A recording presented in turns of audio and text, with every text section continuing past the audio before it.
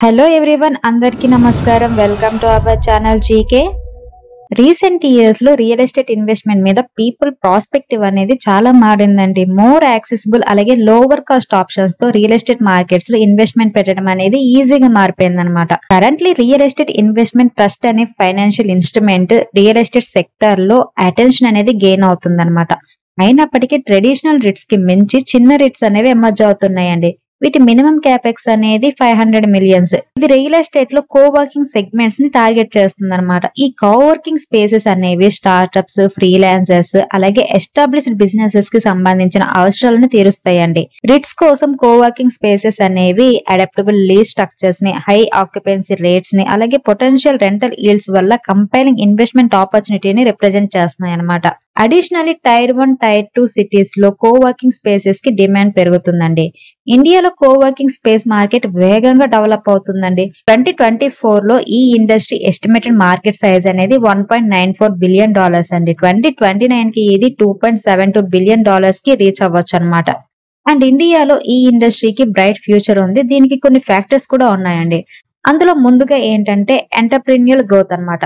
ఇండియాలో traditional offices కంటే కూడా ఫ్లెక్సిబుల్ వర్క్ స్పేసెస్ ని ఇష్టపడే స్టార్ట్అప్స్, ఫ్రీలాన్సర్స్ అనేవి పెరుగుతున్నాయి. అండ్ సెకండ్ ఏంటంటే కాస్ట్ ఎఫిషియన్సీ. ట్రెడిషనల్ ఆఫీసెస్ ఏర్పాటు చేయడం అలాగే మెయింటైనింగ్ చేయడంతో కంపేర్ చేస్తే కోవర్కింగ్ స్పేసెస్ అనేవి ప్రైమ్ లొకేషన్స్ లో కాస్ట్ ఎఫెక్టివ్ సొల్యూషన్స్ ని ఆఫర్ చేస్తాయి. అండ్ థర్డ్ పాయింట్ ఏంటంటే ఫ్లెక్సిబుల్ వర్క్ కల్చర్ అండి. చాలా కంపెనీస్ ఏంటంటే రిమోట్ వర్క్ పాలసీస్ ని అడాప్ట్ చేయడం వల్ల కోవర్కింగ్ స్పేసెస్ రిమోట్ వర్కర్స్ అలాగే డిజిటల్ నోమాడ్స్ కి అట్రాక్ట్ చేసే ఫ్లెక్సిబిలిటీ అలాగే ఎమ్యూనిటీస్ ని ప్రొవైడ్ చేస్తున్నాయి అనమాట. అండ్ ఫోర్త్ వన్ ఏంటంటే నెట్వర్కింగ్ ఆపర్చునిటీ అండి. కోవర్కింగ్ స్పేసెస్ అనేవి డైవర్స్ బ్యాక్గ్రౌండ్ నుండి వచ్చిన ప్రొఫెషనల్ కమ్యూనిటీని కొలాబరేట్ చేస్తుంది. ఇది బిజినెస్ గ్రోత్ కి చాలా వాల్యుబుల్ అనమాట. అండ్ ఫిఫ్త్ వన్ ఏంటంటే కార్పొరేట్ ఇంట్రెస్ట్. ప్రాజెక్ట్ టీమ్స్ అలాగే శాటిలైట్ ఆఫీసెస్ అకామిడేట్ కోసం లార్జర్ కార్పొరేషన్స్ ఏంటంటే కోవర్కింగ్ స్పేసెస్ ని ఎక్కువగా యూజ్ చేస్తున్నాయి. దీనివల్ల ఈ సెక్టర్స్ గ్రోత్ కి కాంట్రిబ్యూట్ చేస్తున్నాయి అనమాట. అండ్ సిక్స్త్ వన్ ఏంటంటే గవర్నమెంట్ ఇనిషియేటివ్స్ అండి. స్టార్ట్అప్ ఇండియా వంటి programs and entrepreneurship supporting policies అనేవి కోవర్కింగ్ స్పేసెస్ గ్రోత్ కి ఎంకరేజ్ చేస్తున్నాయి. సో ఈ రోజు ఈ వీడియోలో మనం ఇండియాలో commercial real estate markets potential growth నుండి బెనిఫిట్ అయ్యే అవకాశం ఉన్న ప్రామినెంట్ ఇండియన్ లిస్టెడ్ ప్లేయర్స్ గురించి తెలుసుకుందాం. అందులో ఫస్ట్ కంపెనీ ఏంటంటే AWFIS స్పేస్ సొల్యూషన్స్ అండి. ఇది ఇండియాలో వర్క్ స్పేస్ సొల్యూషన్స్ ప్రొవైడర్ అన్నమాట. ఈ కంపెనీ ఇండివిజువల్ ఫ్లెక్సిబుల్ డెస్క్ అవసరాల నుండి startups, small and medium enterprises as well large corporates and multinational corporates వరకు ఫ్లెక్సిబుల్ వర్క్ స్పేస్ సొల్యూషన్స్ ని ప్రొవైడ్ చేస్తుంది.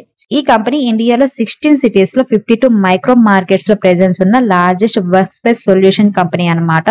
స్ట్రైట్ లీజ్ అలాగే మేనేజ్డ్ అగ్రిగేషన్ అనే 2 మోడల్స్ ని కంపెనీ ఆపరేట్ చేస్తుందండి. ఆపరేషనల్ ఫైనాన్షియల్ 2024 కి కంపెనీకి 17 సిటీస్ లో 181 సెంటర్స్ ఉన్నాయండి. టోటల్ గా 1,10,540 సీట్స్ అలాగే ఆక్యుపెన్సీ లెవెల్ అనేది 71% మెయింటైన్ చేస్తుంది. అండ్ ఫైనాన్షియల్ 2025 లో 40,000 న్యూ సీట్స్ యాడ్ చేయాలని కంపెనీ ప్లాన్ చేస్తుందండి. ఫైనాన్షియల్ 2024 ఎండింగ్ కి టోటల్ గా యాక్టివ్ క్లయింట్ బేస్ అనేది 2,459 ఉందన్నమాట. ప్రెసెంట్ ఈ కంపెనీ మార్కెట్ క్యాపిటలైజేషన్ 4,492 crores ఉందండి. ఇది ఒక స్మాల్ క్యాప్ కంపెనీ. ROCE 9.12% ఉంది. ఫేస్ వాల్యూ 10 రూపీస్ ఉంది. అండ్ ప్రమోటర్ షేర్ హోల్డింగ్ అనేది 28.6% ఉంది. Public share holding 35.4%, DI share holding 13.5%, FI share holding 22.5% ఉందన్నమాట. ప్రెసెంట్ ఈ కంపెనీ షేర్ 646 రూపీస్ దగ్గర ట్రేడ్ అవుతుంది అనమాట. లాస్ట్ 1 month లో కంపెనీ షేర్ 27%, అలాగే 6 months లో 53% పాజిటివ్ రిటర్న్స్ ఇచ్చింది. నెక్స్ట్ కంపెనీ ఆరం ప్రాప్టెక్ అండి. సాఫ్ట్వేర్ డెవలప్మెంట్ అలాగే real estate other services provide చేస్తుంది అనమాట. B2B, B2C, B2B2C and D2C real estate value chain లో ప్రాప్టెక్ ప్రొడక్ట్ సర్వీసెస్ ప్లాట్ఫామ్స్ ని బిల్డ్ చేయడం అలాగే ఆపరేట్ చేయడం చేస్తుందండి. కంపెనీకి 2 మెయిన్ బిజినెస్ సెగ్మెంట్స్ ఉన్నాయి. ఒకటి software services, 2 real estate services అనమాట. కంపెనీ సాఫ్ట్వేర్ సర్వీసెస్ అనేవి 50 సిటీస్ లో వర్క్ చేస్తుంది. 520 యాక్టివ్ కస్టమర్ బేస్ ఉన్నారు. అండ్ రియల్ ఎస్టేట్ సర్వీస్ అనేవి 17 సిటీస్ లో 4,300 కంటే యాక్టివ్ కస్టమర్స్ కి సర్వీస్ ఇస్తుందండి. ఫైనాన్షియల్ 2024 ఎండింగ్ కి కంపెనీ ఇండియాలోనే లార్జెస్ట్ రెంటల్ మేనేజ్మెంట్ ప్లాట్ఫామ్ గా మారిందన్నమాట. ఈ కంపెనీ మార్కెట్ క్యాపిటలైజేషన్ 913 crores ఉంది. ROCE -12%, return on equity -27%, face value 5 rupees ఉంది. కంపెనీకి డెట్ 319 crores ఉందన్నమాట. అండ్ ప్రమోటర్ షేర్ హోల్డింగ్ 50% ఉంటే పబ్లిక్ షేర్ హోల్డింగ్ 50% ఉంది.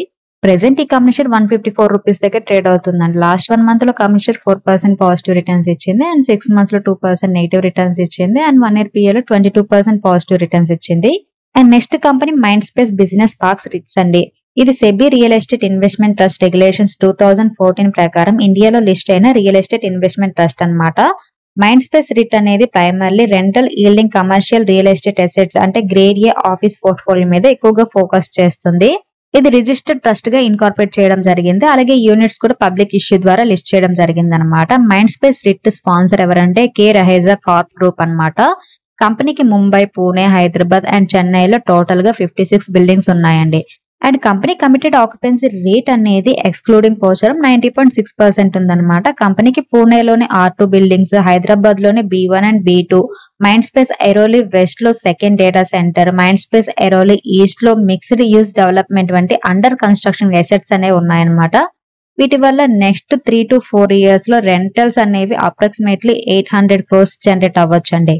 ఈ కంపెనీ మార్కెట్ క్యాపిటలైజేషన్ 20,154 crores ఉంది. ROCE 6.52% ఉంటే రిటర్న్ ఆన్ ఈక్విటీ 3.72% ఉందన్నమాట. అండ్ కంపెనీకి డెట్ 6,986 crores అనేది ఉంది. అండ్ ప్రమోటర్ షేర్ హోల్డింగ్ 63.5% ఉంది.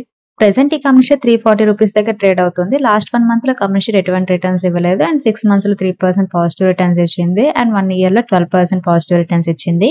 And next company embassy office parks writ అండి. ఇది ఇండియాలోనే ఇన్కమ్ జనరేటెడ్ రియల్ ఎస్టేట్ అలాగే రిలేటెడ్ అసెట్స్ ని ఆపరేట్ చేస్తుంది, ఇన్వెస్ట్ చేస్తుంది అనమాట. ఇండియాలో ఇది ఫస్ట్ పబ్లిక్లీ లిస్టెడ్ రిట్ అనమాట. అండ్ ఏరియా వైజ్ కనుక చూస్తే ఏసియాస్ లార్జెస్ట్ అఫీషియల్ రిట్ కూడా. ఈ ట్రస్ట్ పోర్ట్ఫోలియోలో వేరియస్ కమర్షియల్ ఆఫీసెస్ స్పేస్ అలాగే హాస్పిటాలిటీ, రెన్యూవబుల్ ఎనర్జీ అసెట్స్ ఉన్నాయండి. Bengaluru, Mumbai, Pune and National Capital Region areas లో టోటల్ గా 35.80 million square feet leasable areas తో గ్రేడ్ ఏ కమర్షియల్ ఆఫీసెస్ తో స్ట్రాంగ్ పోర్ట్ఫోలియోని మెయింటైన్ చేస్తుంది అనమాట.